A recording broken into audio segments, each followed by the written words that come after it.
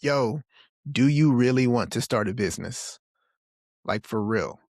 I just had a really good conversation with my friend and we came to the conclusion, he came to the conclusion that he does not want to start a business. And I'm going to walk us through that conversation and hopefully it can help you determine if you want to start a business too, or at least point you in the right direction. So most people say that they want to start a business and I understand why, because a business sounds like freedom, like just when you grab it out the sky, it sounds like you're doing your own thing. You're captain of your own ship. You're in control, right?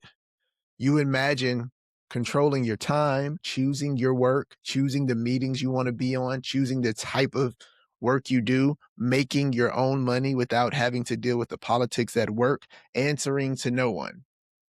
All of that sounds really attractive, right? But when you actually watch what it's like running a business, that's where I think the distinction comes and people really start to understand, do I really want to start a business or do I not? Because nobody wants to technically say, I want to work for somebody else.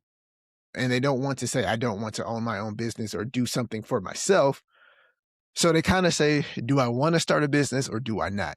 Right. And it's okay to work for other people. I work for other people. I work for a company, right? Even with having business ideas and small business ideas on the side. So yeah, that's where you come to that distinction when you really see what the business and running a business is like. And it's not always like people think. You know what I'm saying? Because you got to think people who have businesses have customers, right? So at your job, you have a boss and coworkers. When you have a business, you have customers. And that's a different type of response that's required. That's a different level of responsibility. You're serving them, you're solving their problems, which may feel and seem better than working for somebody, answering to a boss, etc. When you leave these companies, a lot of times, unless you create a business where you're hands off, when you leave these companies and go into consultant work or your own small business, whether it's a store or a shop or uh, anything, you typically have customers.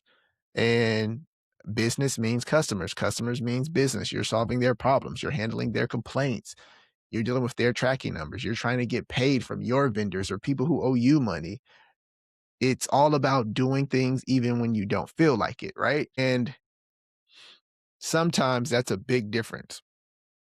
Are you willing to do things even when you don't feel like it? Because at work, sometimes you can check out. Sometimes your team can handle the workload when you are having an off day. Sometimes you can call off and business as usual will go on because it wasn't your business, right? So, can you do things and handle business even when you don't feel like it? Because the autonomy is not necessarily what people think.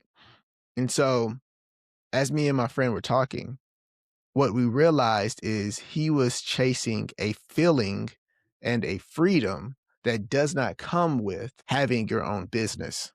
And so what he was looking for more so was creative work, which is not a problem because you can technically be a creative, work and build that business after work, right? Super simple. So in our conversation, we realized he wants to contribute his work to other people's visions, or he wants people to see value in the creative work that he's putting together. And that's as far as he wants to take it. He doesn't want to be the one making the calls, doing the networking, and all those other things.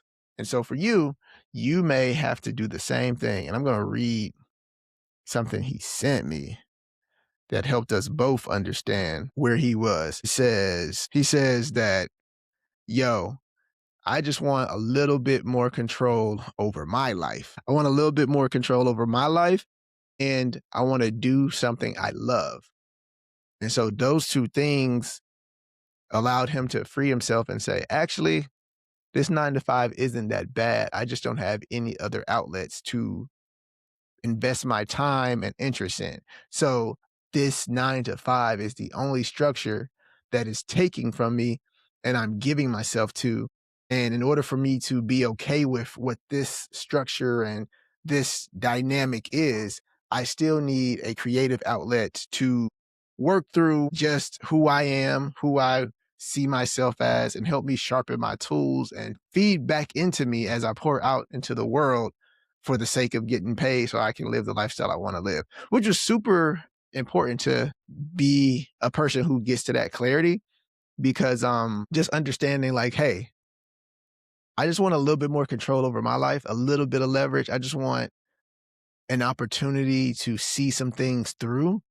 That's a big difference from I want to start a business because that whole idea of like autonomy is not there, especially in the beginning.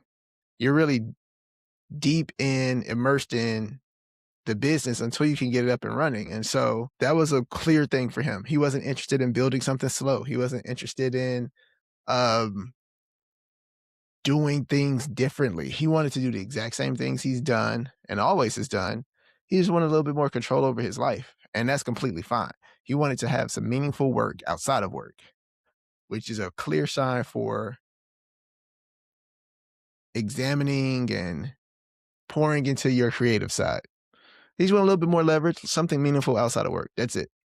And I think that was good for us to kind of circle around and have that conversation. So if that's you, there's no issue with not wanting a full on small business or to go 100% into entrepreneur mode. You don't have to go into like, I'm going to solve people's problems, build a business, scale it. You can just say, hey, I like to paint. It'd be cool to sell some paintings. It'd be cool to align myself with some creators and do some projects. It'd be cool to actually see this poetry thing through and publish my book. And whatever comes of it, comes of it. So think about that. Do you really want to start a business or are you looking for meaningful work? And for some people, that does include a business. Some people are tired of the the issues and the problems and the lack of morals or the greed that they see at work. So they want to do their same work for themselves so they can pick and choose the clients that they think would really appreciate it or serve an underserved community, and that's meaningful to them. But a lot of people, if you're completely fine with your 9 to 5, the goal doesn't have to be entrepreneurship. It could be creative work or meaningful work outside of your 9 to 5, and you can build that at any pace you want. So think about that before you say I need to start an LLC and go get a CRM and start making cold calls and send an email and build a big website and invest in a designer. Before you get too deep into all this stuff, remember businesses are repetitive, but they're going to be your responsibility and it's going to get boring. And if that's not what you're really looking into and you see yourself as being okay with that process, it's completely fine to say the meaningful work I want to do looks like this.